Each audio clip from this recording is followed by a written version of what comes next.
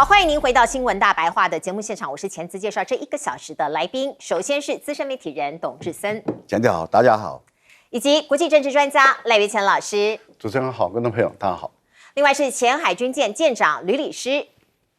主持人好，各位观众大家好。好，我们来看看中美2大国的领导人在4号通了1个半小时的电话。大陆的涉台学者包成科他就讲了，他说这代表中美关系稳定啊。这个通话是铺垫4月份的川习会哦，释出这样子的一个讯号。那另外呢，彭博社的记者就问了中国大陆的外交部发言人林健，他说：“川普说习主席啊会在年底的时候回访美国，有这件事情吗？”林健的回应啊，其实蛮云淡风轻的。他说目前没有可提供的消息哦，所以这个习近平回访美国这件事情现在还不确定吗？哦，所以你可以看到两国虽然看起来谈得不错，可是竞争还是在持续哟。包括美国抗中这个脚步也没有停歇，他组了一个关键矿产联盟，有55个国家来一起联手抗中，主要是这些像是稀土啦、关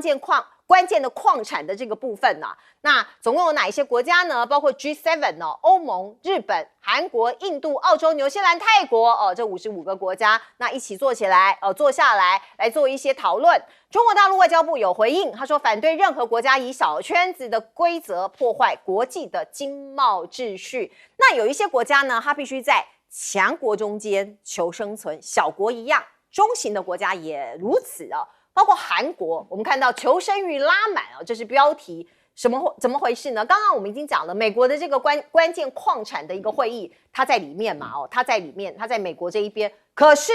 它另外还去跟中国大陆做一个所谓的综合对策说要这个中国大陆要透过这个联合委员机制协助韩国企业更快速稳定的进口中国的矿产资源。就是两边都押宝啦，两边都友好啦，两边我都不得罪啦。那加拿大也是一个例子他宣布电动车发展的新战略，说是要摆脱对美国的依赖现在跟中国大陆大力的合作所以加拿大本土生产还有出口电动车就跟中国大陆一起结合起来做相关的一个推进。那加拿大人现在呢开始转向了，主要都是来自于川普的压迫，口头吃豆腐他们已经受不了了。所以你看呢，加拿大人支持中国电动车入市而且省很多所以你看到呢，现在有61%的受访者说，支持很好让中国大陆的电动车进来，我们可以有更多的选择，而且可能可以花更少的钱。那另外呢，我们看到卡尼他最近的这个动作频频包括你看到呢，因为他很看重中国大陆的市场嘛，包括在经济上面，所以对我们台湾的贸易协定他就先 hold 住暂时不签署。那我们可以看到呢，包括比亚迪也有很多的动作，像是英国的电动车市场，现在比亚迪的这个占比越来越多，它的销售量已经超过特斯拉1倍以上所以你也可以看到像这样市场的消长过去这一段时间慢慢的都在做变化，在德国也一样比亚迪现在碾压了特斯拉。那西方政要我们刚刚讲其实不断的到中国大陆去访问，现在西班牙说是4月份也要跟进。来，我们先请教赖老师。美国组的这个稀土的反中联盟看起来声势蛮大的但是效果会很有限原因很简单，因为我们都知道稀土你要从找到挖掘、开采设备，然后到提炼，它需要很长的时间。一般的科学家都估计美国等这些西方的国家，你至少要5到10年，你才有办法解决这个问题。可是他第一个要面临的问题是在于资金谁出多少你联盟很容易组成嘛，但是问题就是谁出多少钱，然后利润怎么分配，还有就是它的设备、机器还有就是它的矿产那这些利润要怎么来拆？最后你的人才技术在哪里但是当它组成这样的一个圈子了以后，它很明显的就是针对中国大陆。那大陆已经摆明了就是反对你搞小圈子，那你加入这个圈子里面的人，你等于是反中的那等于是反中，在稀土这个部分，你等于是反中的好。那当然中国大陆就会看说，你加入了这些国家，你本身有稀土矿的，你还跟不跟中国大陆合作？如果你还是继续跟中国大陆合作，那 OK 啊。可是如果你加入的不跟中国大陆合作的话，那大陆当然也就可以针对你来提出反制的措施嘛。那一旦针对你来提出反制的措施，那你想以目前来讲，这些工业的国家，它一天都不可以缺稀土啊。你不管是韩国、日本、德国、法国等美国，你每一天像我们台湾也是一样，你每一天都不能缺稀土。那你的稀土未来还能不能成功也不晓得啊，然后能不能发展起来也不晓得。但是大陆就可以在出口这个部分开始管制你了，因为等于是你加入反中的集团，那大陆当然可以考虑说，那我对你稀土的供应我就必须要去再多思考一下了，因为大陆已经明确的表达我反对的意见嘛。所以你会看到有很多的国家，它就会踩两条船您说韩国就很典型的例子了，因为韩国的三星集团还有很多他们的造船工业，它没有稀土，它根本做不出来。他马上就表达就是我还是想跟你中国合作，所以他一方面加入美国的联盟，二方面继续跟中国合作。那我们就问一个问题啦，那如果你跟中国的合作，假设你今天美国的锂矿好，你开采出来了。结果你的成本太高，你每一吨我们就假设了，你每吨要100块，中国大陆60块，那美国人说，我的规定是我们联盟里面的价格要120块以上才能卖，因为我的成本要100嘛，所以我要120才能够卖，因为我要定最低价嘛，来保障我的这个稀土矿业者可是中国大陆说我60块就可以卖，那请问你韩国的企业，你买这120还是要买60块的？可是你加入联盟的国家里面，你必须要买120的，但是你又跟中国大陆合作的，你买60的，那最后那个120的就没有人要去买嘛？那个矿产公司是不是最后又倒闭了？所以我觉得这个部分里面变数很多，美国想太多了。那这条路能不能走得很远？我觉得还是要再观察一下。另外，我觉得加拿大他们本身跟中国大陆跟欧洲本来就没有地缘政治矛盾的地方。为什么说没有地缘政治矛盾？第一个，大陆对于加拿大对于欧洲不会构成安全上的威胁，因为这个很明显的。第二个，中国大陆跟欧洲跟加拿大，尤其是跟加拿大的经济有太多的互补性了，就好像它跟美国的经济发展有太多的互补性。例如说，美国的大宗的农产品，美国的这些大宗的这个石油、天然气，它都是中国大陆需要的。那中国大陆生产出来的民生工业用品也是美国人需要的然后也是加拿大人需要的，就好像电动车一样，因为你加拿大没有办法做出好的电动车，那你与其向美国买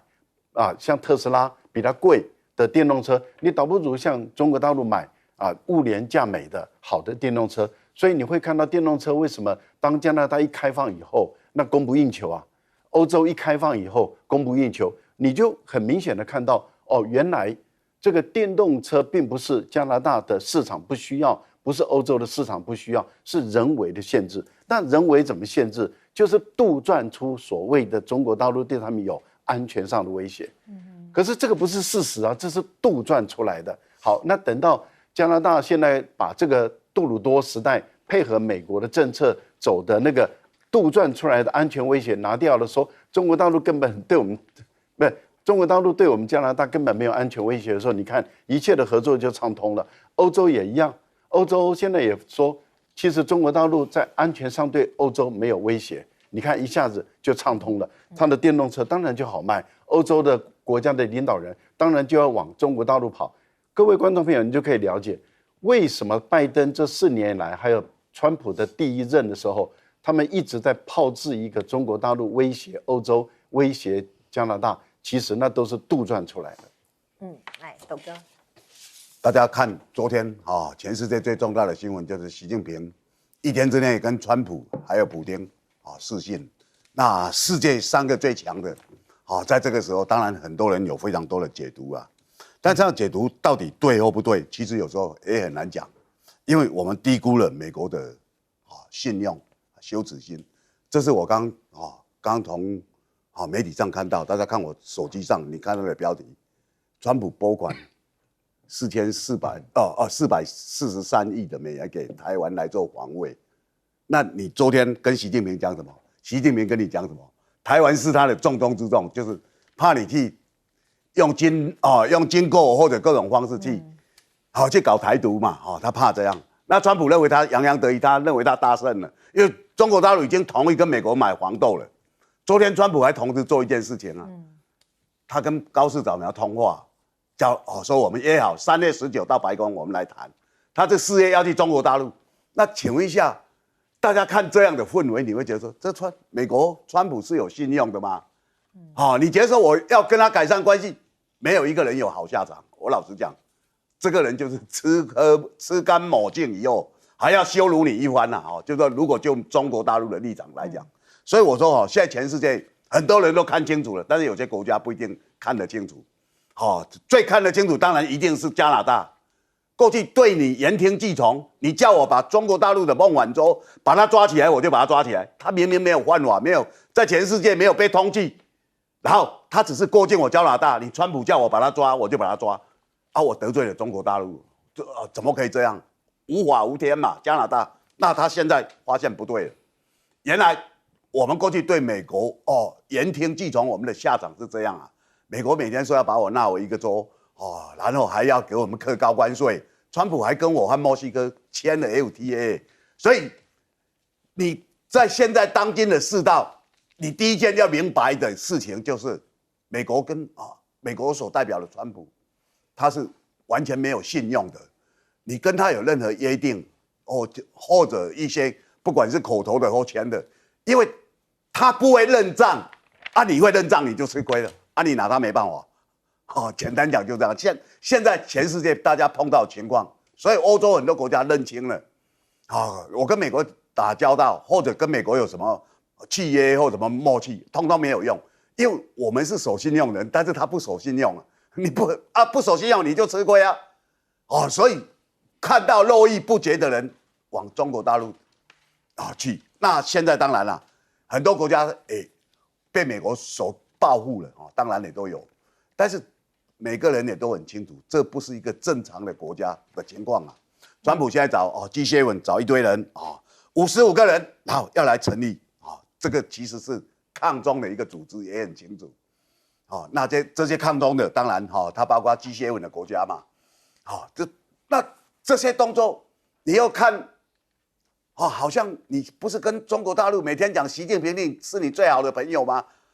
像我们大家所熟悉的说辉达的黄仁勋的 H200说要进入中国大陆，好像中国大陆有意见。我告诉你，这东西现在美国还没办法出去耶，美国还在跟他审查说你这个有问题。我们很多人不知道说，中国大陆在卡黄仁勋，没有，这东西到现在在美国还没有通过川普虽然嘴巴讲要课25%的税，辉达也同意了，但是美国是没有给他过去耶。所以大家就是。你不能太相信美国啦，因为他们讲的跟他做的是另外一个方式，所以我觉得韩国人也慢慢醒了。那大家也可以看到，川普跟习近平弄完了讲完话以后，他打给高市早苗，在挺高市早苗的意味就很浓了，对不对？因为礼拜天要投票了嘛，剩2天要投票，美国总统来相挺高市然后我就3月19在白宫等你，那不是要他继续连任总理吗？所以这些味道都很。强烈的谢谢。来请教舰长。我们前几天看到习近平主席打电话给川普总统以及普丁总统，其实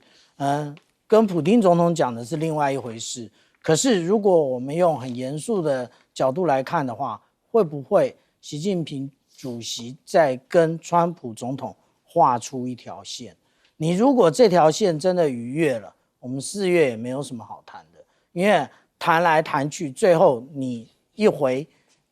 国，甚至你在飞机上就已经改变了。那这也就是为什么中国大陆外交部的发言人林健在讨论习近平主席是不是要回访的这个问题的时候，其实态度非常保守。那其实我们再看最近一段时间。虽然中美之间的关税战似乎它是一个缓和了，但是其他的有关于各个方方面面，其实都还是剑拔弩张的。例如说，我们现在讨论了，又开始要讨论有关于稀土的部分，那也就是美国号召了55个伙伴，那要成立这个关键矿产部长级会议，然后他在国务院召开。其实呢，他这里讲到，关键矿物集中于单一国家，这一个国家呢，卢比欧没有说，但是大家都知道他要讲的是中国。那问题是你其他国家追得上来吗？你追不上来。为什么我们这么说啊？我们现在来看哦，现在美国要产制这么多的一个军工产品，以 F-35来讲，一架飞机需要920磅的一个各种稀土，920磅大概就是417公斤。那如果以伯克级驱逐舰，它需要5200磅的话，也就是需要2吨零358公斤啊。那如果我们讲到 Virginia 级的这个潜舰的话，那它所需要的是4173公斤的稀土。我们看看这么多的稀土，最大的出产的国家是中国大陆，第二个出产的国家也没有跟你美国有多好啊，这个就是我们讲到的巴西的部分。高市早苗为什么要这么急着赶快解散众议院？其实因为日本的经济问题马上就出现。我们在这边讲啊，稀土的重度使用者就是日本。以日本来讲，现在被中国大陆各种管制，也就是你未来要产制各种的工业产品都有各种的问题。所以高市早苗赶快现在选，趁大家还没有感觉的时候，订单还没有变少的时候，价格还没有改变的时候，赶快改。改完之后，对不起，那他准备要改变他的宪法。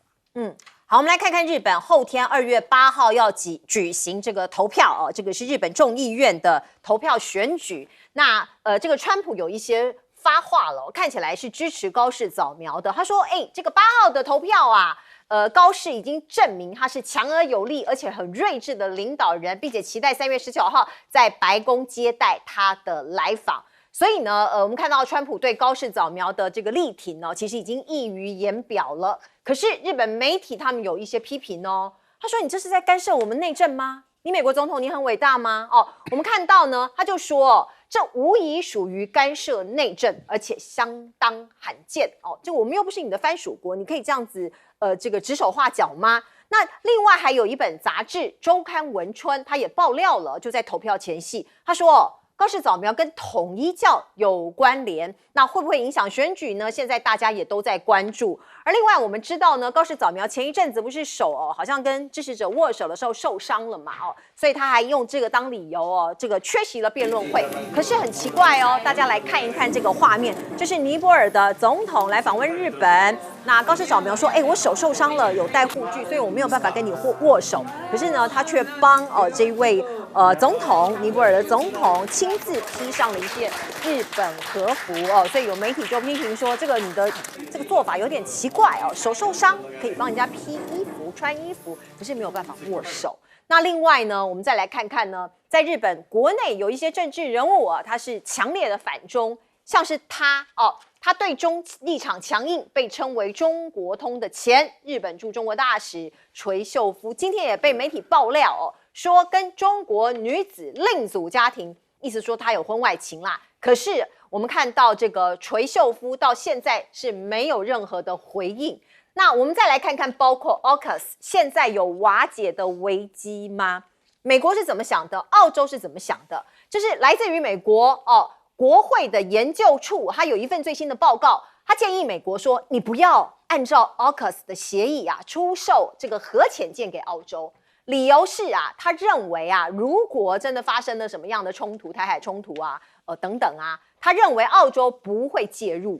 不会应对不会出现可能出现的台海冲突。所以呢，这个研究处就提出了替代方案。他说建议美国改投资远程的反舰导弹，还有 B-21的轰炸机他说这这样子呢可以用于美中冲突哦，就是这样的调动有一些嚇阻跟作战的能力。那另外他也建议啊，澳洲将省下的经费转向其他国防投资，你本来要提供给澳洲的，我们转到其他地方。那这是真的有太平洋的冲突吗？因为有一些迹象显示，像是美国这个美军他要重启天宁岛的二战那个时候的机场，大家知道那个时候投到日本的原子弹就是从这里起飞的，那个飞机载具就是从这里起飞的。那要演练前进武装加油战所以现在有很多人都在想说，是不是有可能太平洋我们这个区域会有冲突呢？为什么他要强化在第二岛链的立足点，确保面对区域挑战时的准备度？那我们也可以看到呢，包括美国跟中国大陆现在有志一同，他都不签署一项协议。什么协议？就是人工智慧在军事领域的应用联合声明。其实是防止人类做出蠢事。因为 AI 如果你放在武器上面，那有没有可能你变成了误判或者发生事故、误判或意外升级的风险？所以其实某种程度是希望在军事 AI 高峰会有1/3的国家是有同意签署的可是军事强国现在最强的中国跟美国没有签，选择退出那另外还有一项签署已经规范了50年，现在没有继续。这是50年来美俄有一项战略核武协议。那现在美国说我不签因为大陆也是核武大国你没有防范大陆，只这个防范我们美国跟俄罗斯所以我不签。那这样对我们人类来说，是不是有一项更大的危机呢？来请教老师。我觉得美国川普直接介入日本的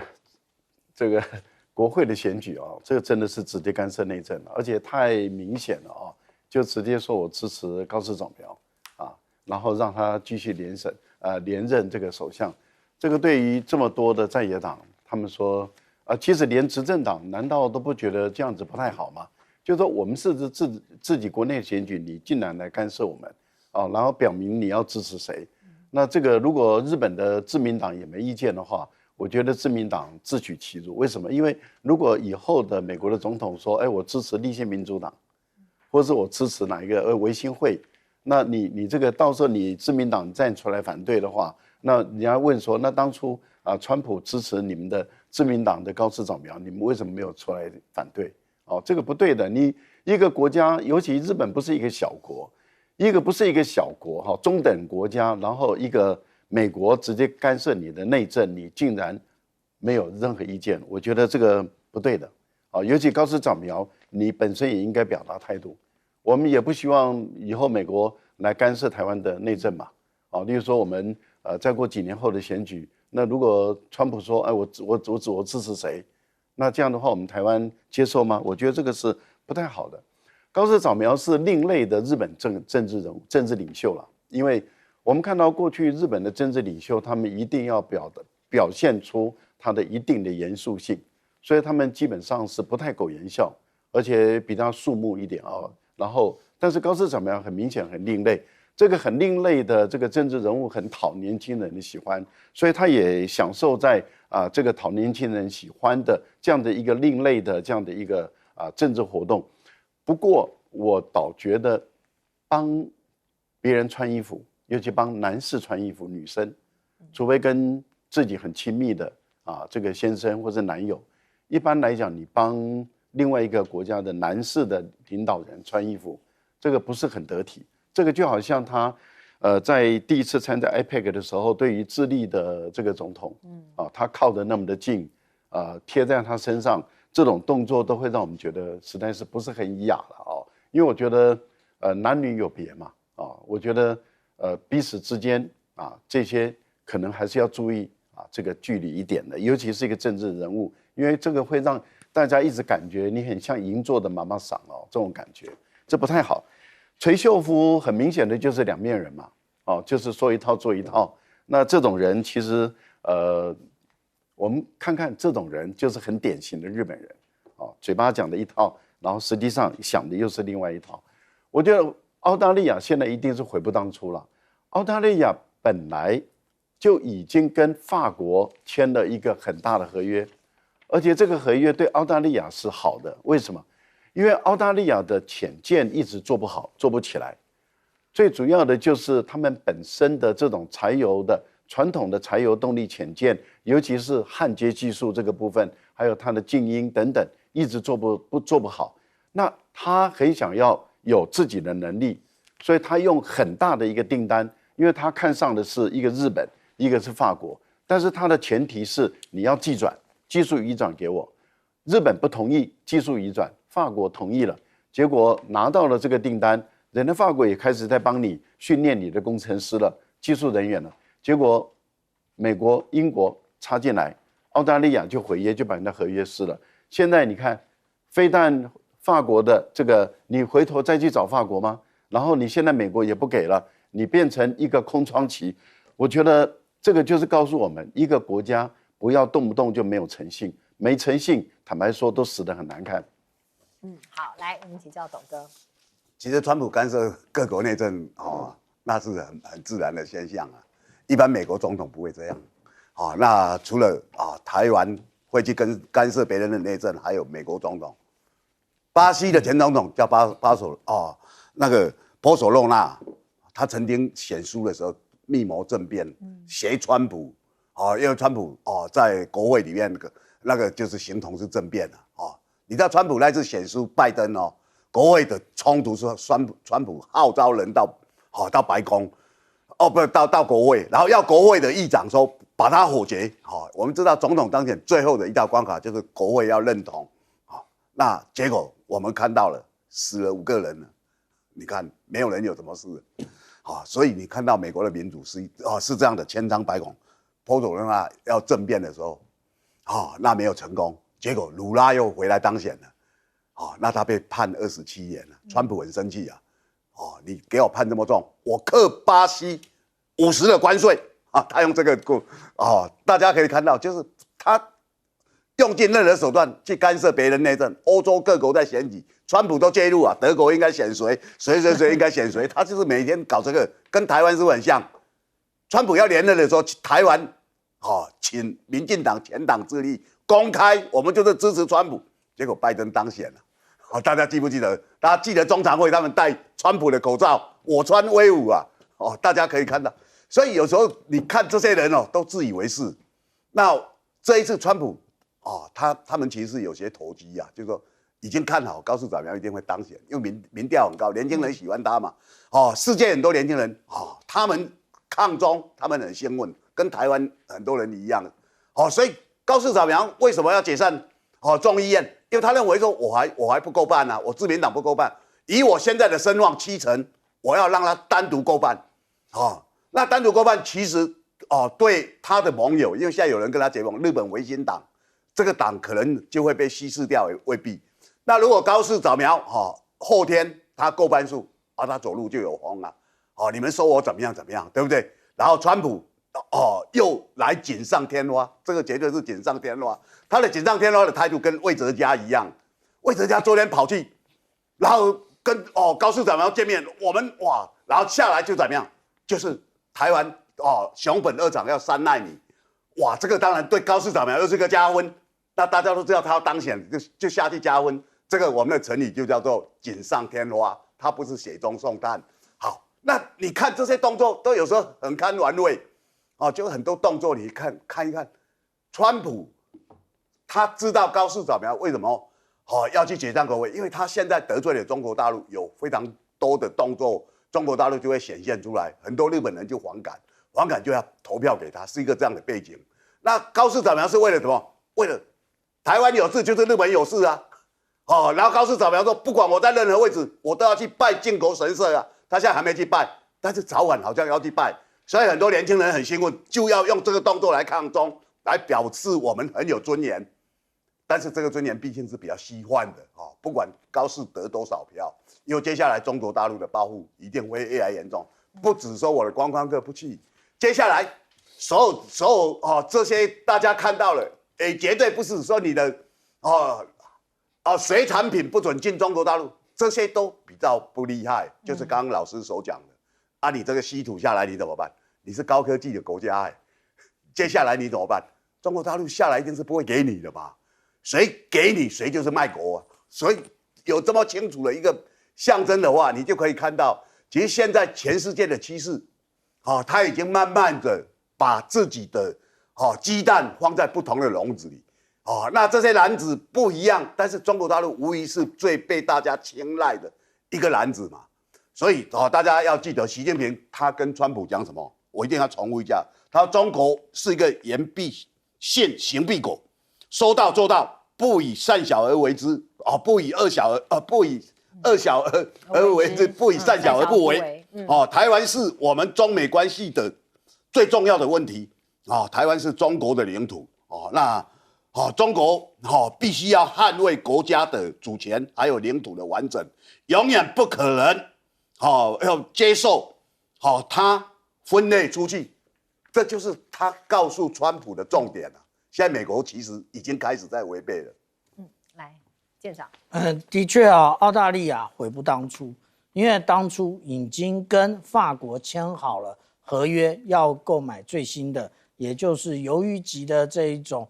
柴电潜舰。那后来呢，其实澳大利亚他不想要柴电潜舰，他想要核动力的。然后没想到，就是一早醒来，没想到猪羊变色了，就是英国、美国、澳大利亚签订了 AUKUS， 一签订 AUKUS， 法国呢是被动告知，他在事前完全一点讯息都没有。那这个对于法国来讲情何以堪啊？那但是呢，其实到了川普这一任的时候，事情有了变化。为什么？因为柯博基。柯博基其实呢，他一直对于 AUKUS 计划保留态度。他保留态度不是讨厌澳大利亚，是美国做不出来啊。我们来看到 Huntington Ingalls 的这个造船厂讲啊，就是呢，其实潜舰的资金啊，我们以前以为只是造潜舰有问题，其实它的资金也不足。那资金这些通通，然后包含它的造船的这些技术人员也不到位，不到位的结果是什么？我们就看潜舰就好，我们就看美国想推出的哥伦比亚级的潜舰，对不起，推迟1年到1年半。那 Virginia 级的Block 4， 它其实要推迟3年啊。那如果我们看到那个 Virginia 级的 Block 5， 它要推迟2年。那如果再造那个澳大利亚的这一个 Virginia 级的话，那美国什么时候可以拿到核动力潜舰呢？所以这个就是柯博基真正心中的问题啊。那现在大家讲澳大利亚，其实澳大利亚当初的确是想要协助美国来进入到中国的附近的海域，然后来围堵中国。但是现在看来，如果这个传闻是真的，然后或者是变成真的，澳大利亚可能就不再是这一个五眼联盟的这个铁杆盟友了。那我们现在刚刚又讲到了天宁岛，天宁岛在哪里？大家不要以为天宁岛在天边啊，天宁岛就在关岛的旁边，所以飞弹可以打得到关岛的话，天宁岛你也跑不掉。那现在天宁岛呢，其实这个加油大家都很关心啊，但是如果我们仔细看一看这些加油设备的话，你觉得是什么？它连硬管都没有，它直接是用软管加油。软管加油也就是野战加油的一种模式啊。那也就是其实美国做样子，然后其实想要威慑中国大陆，但是中国大陆呢一点都没有放在心上。好，美国跟中国大陆的博弈，其实很多小国都蛮困扰的，有时候选错边，可能就会得到一些所谓的报复的后续的一个结果。我们先来看看中国大陆外交部刚刚发布的最新的新闻，是说希望立陶宛尽早纠正错误，回到恪守一个中国原则的正确轨道上面来。这是林健他刚刚的发言，到底发生什么事情呢？我们先来看看立陶宛的总理现在对台湾说：“哎呀，我们过去让你在这边设办事处啊，等等啊，我们有后悔了啊。”立陶宛的总理已经很清楚的表态了，可是包括《环球时报》这些官媒都说，你嘴巴上认错还不够，感觉是在逼迫他。那到底是什么样的事情让中国大陆要这样子来压迫立陶宛呢？原来我们把时间倒到2021年那个时间点，立陶宛啊，他不顾一个中国原则的一个政治承诺哦，允许台湾，就是我们台湾在那边设代表处，台湾代表处。那个时候大家知道是由美国在中间运作的哦。那我还记得那时候疫情期间嘛，我们台湾的时候好多的媒体都说，很棒，我们是最坚定的盟友，共享同等哦一样的价值跟这个所谓的这个观念。可是呢，我们看事情的发展，在2025年，就是去年5月，中国大陆它是有交涉，最后决定把所有中国大陆驻立陶宛的外交人员啊，通通撤出来了。好，那移到中国驻拉脱维亚大使馆代管。那现在立陶宛就后悔了，他就说，我们现在我们要恢复我们要恢复，因为过去的这个时间，他们觉得他们做了错误的一个选择。那中国大陆的报复接踵而至，包括中国到立陶宛的直接货运班列，在2021年下半年暂停了，中欧班列也策略性的避开立陶宛作为主要的节点，也不直接停靠了哦。所以你看到这些小国有时候真的是蛮为难的，因为美中的这个博弈啊，这个大的环境哦，像这样主旋律这个节奏是没有变的。那下一个会不会是巴拿马呢？我们来看看最新的新闻，是巴拿马撤走了长河港口经营权。他的理由是说违宪啦所以把这个巴拿马运河两端的港口的特许经营权这个拿掉了。本来是香港的长河集团在这边营运的，那北京当然不可能吞下这一口气，他出手了，所以据说是企业谈判啦，这些都喊卡也强化了海关的进出口的商品的检查。我们看到中国大陆发言人这个外交部发言人林健就说我们他说他们中方在巴拿马有关港口问题上的立场是明确的，所以大家要理解，都是美中对抗底下的有很多的方方面面的国家可能就要做一些所谓的判断跟选择。那另外波兰的议长他就是某种程度他讲出他的诚实的内心话，他说我不推荐川普拿诺贝尔和平奖，因为呢川普不配被提名角逐2026年的诺贝尔和平奖的奖项。可是呢川普一定生气的啊，所以你就看到呢美国驻华沙大使罗斯他就说川普他很好啊，他帮你们波兰人民贡献很多呀所以你这个议长讲的这些话，我们未来不会跟你有任何的协议接触或者是联系所以现在变成你一定要拍川普马屁，如果你不拍川普马屁你就不行，你就要被抵制。那伊朗现在情势还是持续紧张，因为美国现在发布说所有的公民啊，美国公民你要立刻离开伊朗，所以这个在跟伊朗的谈判前夕看起来紧张的情势持续的升温那川普是不是真的要下手攻打伊朗了呢？伊朗说我们的导弹也准备好了。巴勒维这个流亡在美国的这个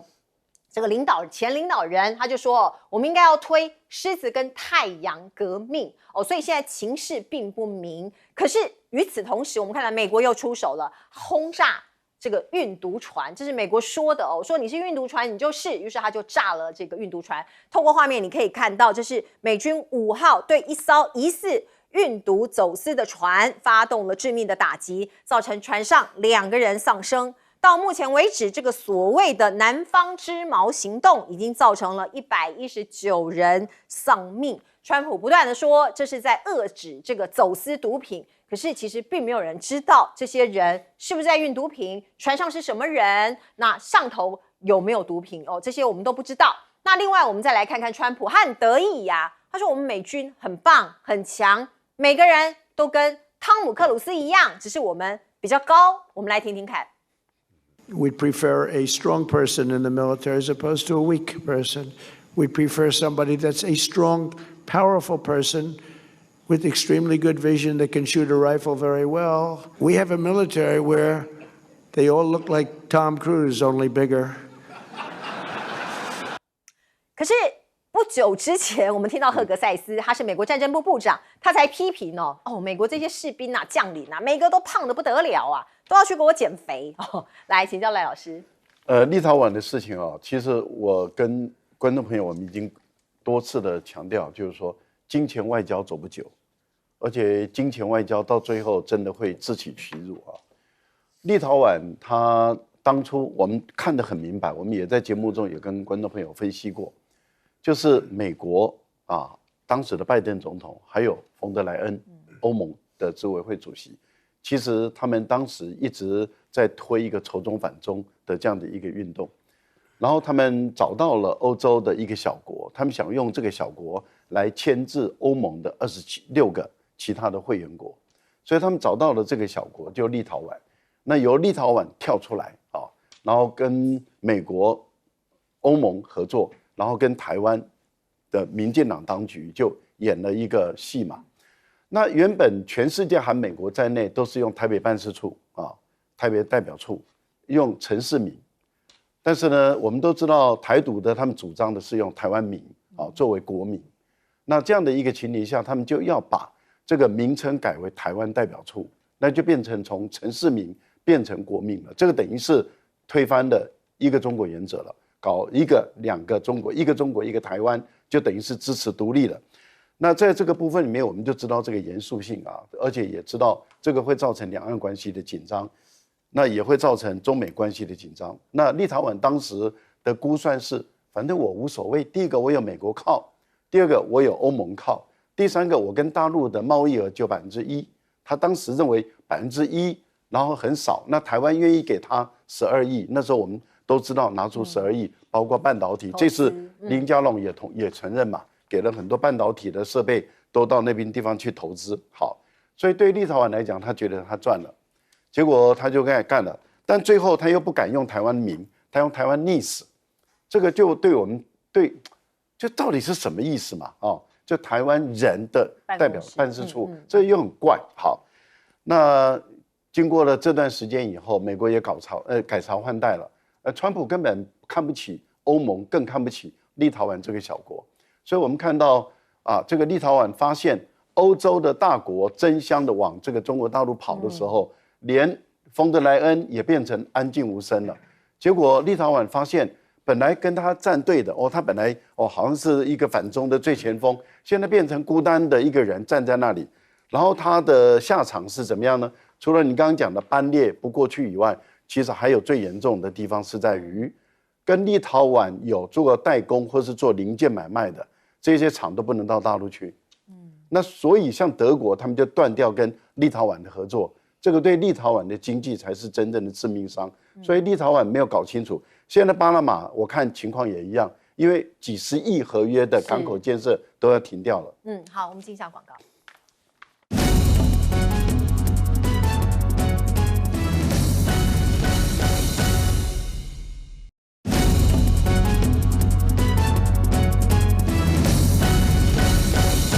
好，请教董哥怎么看立陶宛的事情？对啊，大家可以看哈，立陶宛他其实那时候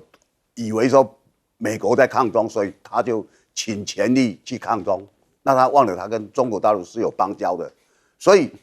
他做了非常多匪夷所思的事情啊。那当然里面冒犯了中国大陆，就是他让我们中华民国在那里设台湾办事处那这个是全世界唯一的。后来我们有跟索马利兰那不是正式的国家因为全世界没有承认。那你看这样的话，当然会记录中国大陆。他记录中国大陆不打紧，他还跟中国大陆恶言相向，寄发中国大陆外交人员的签证，然后呢，接着他又驱逐4个中国大陆的外交官，所以中国大陆很气啊，把大使馆降为代办处。那我们这个就形势都已经快要断交了，那他得意洋洋啊。那时候台湾为了挺他，说我们要喝他的啤酒，酒后不开车啊，大家记得吧？啤酒是他很大一个生产量，在中国大陆销路非常好，但接下去没有人要喝，所以那个订单通通取消啊。那它最主要是木材还有牛奶在中国大陆一下市场马上掉50%，为什么？因为没有碰过这样的人嘛。那中国大陆就是很简单，他讲你吃中国的饭不能砸中国的锅你今天怎么那么嚣张你知道立陶宛有多少人口吗？不到300万200大概90万。大概相当于我们台湾台中的人口然后他以为他底气很足，所以他现在变成吃了一些苦头所以美国已经没有那么挺他了。美国那时候说会给他6亿美金的投资，没有，现在只有1000万。那台湾讲那么多也没有给所以你不要相信川普川普在讲汤姆克鲁斯的意思是在嘲笑他，在揶揄他，你知道吗？因为你的身高只有170公分，我告诉你，川普的心态就这样。你要认识他的时候，这个人不会有什么好话的。好，我们接一下广告。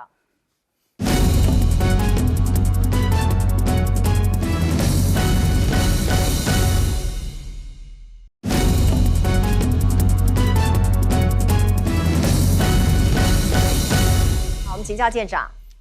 有关于立陶宛啊，那现在他的这一个总理讲了一大堆有的没的啊，例如说，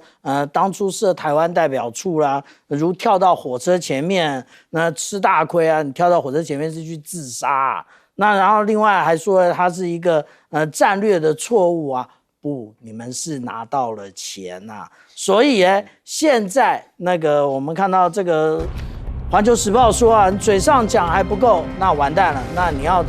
拿出什么样的一个行动呢？那至于说啊，我们看到这个有关于巴拿马啊，这个在美国的国防安全战略，它里面就有特别讲到有关于巴拿马的部分。那也就是特别是巴拿马运河、美洲湾和格陵兰这一些，都是